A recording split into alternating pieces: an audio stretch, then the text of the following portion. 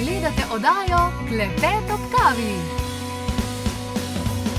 Spoštovani gledalci in gledalke, tako sem hvaležna, da boste danes slišali za metodo, za tehniko, ki je kot nalašč za te čase, v katerih živimo, ko se moramo kaj samoizolirati, ko moramo kakšno karanteno oziroma se bolj držimo doma. Vse nima veze. Skratka, še nikoli nismo imeli več časa, ki ga lahko izkoristimo, zelo koristno, in še nikoli v svetu ni bilo take potrebe, kakor je zdaj, da smo mi osrediščeni, da smo v svojem stebru, da se pucamo. In danes boste izvedeli za metodo, kjer potrebujete list papirja, pisalo in barvice.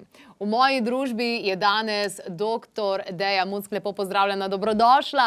Živja. Tale metoda je fraktalnega risanja, o čemer bomo danes govorili, je tako izjemna, tako močna, tako globoka, tako temeljita, ampak tako simpel, da si rečeš, pa to ne more delovati.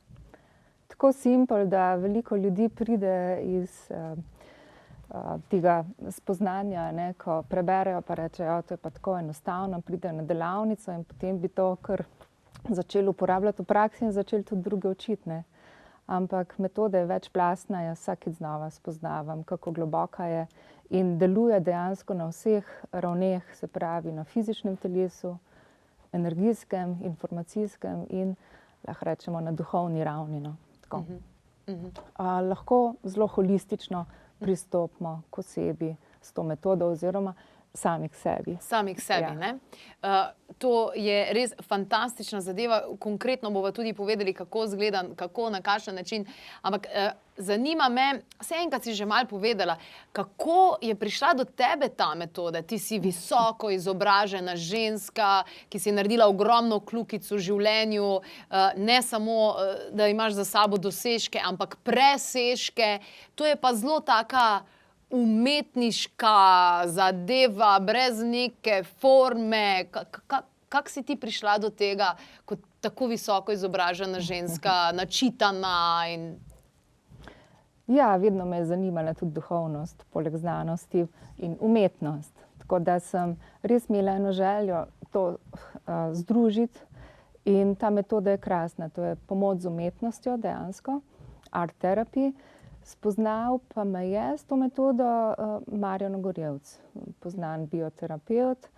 Slučajno, ker sem bila pred, lahko rečem zdaj 4, skoraj 5 leti, na eni veliki prelomnici v življenju in sem se z njim srečala. In ko sem opisala, kaj si želim, kakšno metodo, da raziskujem, da veliko delam na sebi, ampak da bi rada nekaj našla, kar je v povezavi z umetnostjo. In mi je rekel, a poznaš, ena Rusinja je razvila to art terapij, kjer rišeš, mislim, da se reče fraktalna risba, to je bilo pa vse. No, potem mi je poslal tudi še nekaj linkov, potem sem pa sama raziskovala naprej in kmalu prišla do mentorice, do avtorice, tako da, zdaj pa, lahko rečem, letos prvič imamo pa že fraktalno šolo, tako da se je zelo hitro odvilo, zelo lepo. Tako, sem zelo vesela. Torej, tale fraktalna šola, tako lepo imaš napisan, spregledaš, ko zapreš oči. Ja. Ker to metodo vsej v tistih prvih fazah delaš kaj, zaprtimi očmi dejansko? Ja, najbolj informacijsko bogata je prva risba, to je inicialna fraktalna risba, rečemo je tudi diagnostična risba. In predstavlja časovni in prostorski fraktal. Z Marjanom smo se večkrat pogovarjali, je potrdil, gre za informacijsko biopolje. Ta risba je naše biopolje. Se pravi, je to slika naše duše? Lahko bi tudi tako rekli, ja. Linija nam kaže obnašanje, naše kognitivno stanje, barve povejo naše emocionalno stanje. Da se pa marsikaj prebrati iz tega, ne? Ampak to je prvi korak. To je prvi korak. Bi jaz kar demonstrirala, pa me vodiš. Velja. Torej, potrebujem list papirja, prazen, in pa črno pisalo. Črno pisalo, tako. In Tako, zdaj sama mreža, najprej se je zdela mreža, se dela 1 minuto, tako da predlagam, da kar začneš. Se pravi, kaj delam? Zapreš oči Okej. in srednjo hitrostjo rišeš različne linije. Ne prehitro, ne prepočasi, dolge, kratke, ravne. Probaš, da se ne ponavljaš. Probaš zapolniti 2/3 formata papirja. Sproščeno. Nič ne razmišljam zraven. Popolnoma nič. Prepustimo se naši podzavesti. Zaupamo, da roko pravilno vodi naša podzavest. Aha, a je karkoli Evo. pravilno? Takole. Lahko kar zaključimo, ker je to samo demonstracija. Okay. Tako nastane mreža. Zdaj iz mreže lahko marsikaj razberemo, kar je na delavnicah krasno vedno znova videti, je to, mi narišemo po 3 zaporedne mreže. In če resnično uspemo izklopiti naš analitični da se resnično predamo podzavesti, potem nastanejo, lahko rečem, skoraj popolnoma enake risbe. Popolnoma enake. Tiste prve tri, ki jih Tisti, delaš. ki začne vklapljati analitični potem se malenkost spremeni, ampak vzorci, določeni deli se ponavljajo povsod. To je tako kot prstni odtis. Prstni odtis. Odlično. Torej, zdaj, jaz sem pred oddajo že naredila eno, še eno, tako da se dejansko se vidi ta podobnost. In zdaj to je torej ta prva inicialna risba. Kaj pa je zdaj naslednji korak? Kaj ne zdaj jaz z njo počnem? Naslednji korak je pa barvanje. Barvanje. No, pogledamo še, kje je začetek, kje je konec linije, povežemo. Aha, in povežemo. Tako. Dobro. In potem bom kar demonstrirala, kako se barvice izbirajo. Zapremo oči. Tudi pri izbiranju barvic nas vodi podzavest. Se pravi, zapremo oči in popolnoma zaupam. Evo, ker sem v stresu, sem izbrala rdečo. Ok, super. Tako. Se pravi, kjerokoli. Kaj pa, če mi ni všeč? Če ti ni všeč, pobarvaš vsaj eno polje. Aha. Če ti je všeč, pobarvaš največ 10 polj. Največ 10. Ok, se pravi, tale mi ni najbolj všeč, recimo, ne? In samo eno polje. Ja, Kjerokoli. kjerokoli. Ok. Vrneš nazaj in potem zopet zapreš oči in tako naprej. Dokler ni pobarvana vsa mreža. Dobro. Odlično. Torej, potem pa pridemo do tega, da se dejansko pobarva vsa mreža in sva že tukaj, a ne? In kaj potem pa s tem? Ja, potem si pa večinoma vsi ljudje, ki pridejo na delavnico, želijo analize. Ja. Kaj je z mano fajn, kaj je z mano narobe, Ja. kaj se da vse prebrati. In potem naredimo osnovno analizo skupaj. Zdaj osnovna analiza je tudi napisana, v moji knjigi opisana. Potem pa v šoli se poučimo naprej napredne analize. Da se pa razbrati ogromno. No. Ogromno. Ja. Odlično. Ampak tukaj je zelo pomembno, da poudarim, da je pomemben etični pristop. To je vstop v biopolje človeka in to ne smemo zlorabljati. Všeč mi je to. Tako da je najlepše povedati tisto, kar je pozitivno. Ne? Pozitivno. Ja. Pozitivno. Vse se da pa spremeniti. Vedno obstaja upanje. Nič ni brezupno. Ja. Vsaka situacija se da skorigirati. In kar je največ, kar se meni zdi najmočnejše pri tej metodi, je, da ponuja orodje korekcije. Orodje korekcije. Odlično. Torej, zelo preprosta tehnika, a vendarle so določena zaporedja, da je zadeva res taka terapevtska v pravem pomenu besede in obstaja torej fraktalna šola, no na portalu Klepet ob kavi pa tudi ena taka osnovna spletna delavnica, ki vas vodi čez vse to in potem tudi samostojno delate še naprej doma, popravljate. Jaz ko sem sama sebi pol po tvoji knjigi naredila tudi korekcijo, sem rekla, ja, direkt to. In potem sem šla malo popravljati te zadeve in mislim, meni je to zelo ljuba tehnika, predvsem zato, ker imam močen ta in ta močen nadzor, da moram imeti stvari pod kontrolo, da moram imeti vajeti v svojih rokah in mi je to zelo pomagalo. Fino. Ja, tako da, Lepo. za katere ljudi je to primerno, od katerega leta naprej, verjetno tudi za starejše, kako je s tem? V bistvu za vsakega, ki lahko drži svinčnik v roki, a ne.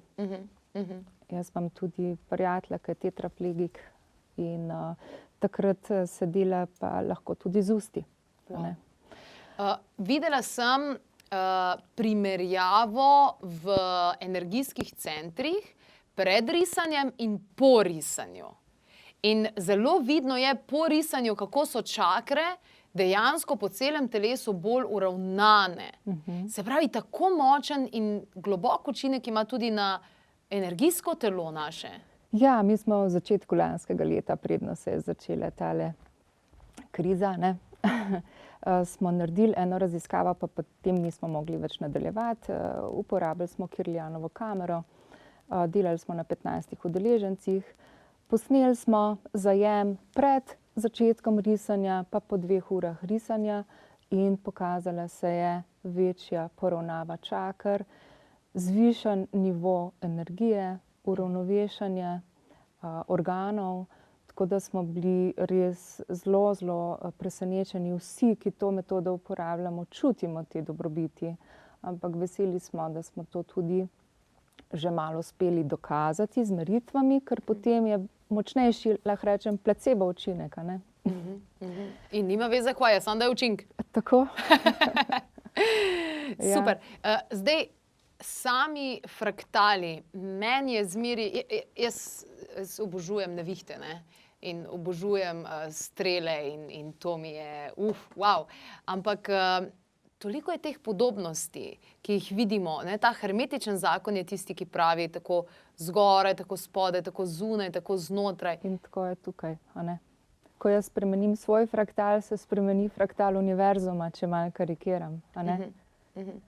Se pravi, mi res, ko damo to ven iz sebe, dejansko kažemo svojo sliko, kaj imamo znotraj. Trenutno, ampak potem lahko korigiramo in delamo samo korekcijo in to lahko postane kot vsakdanja higiena, a ne.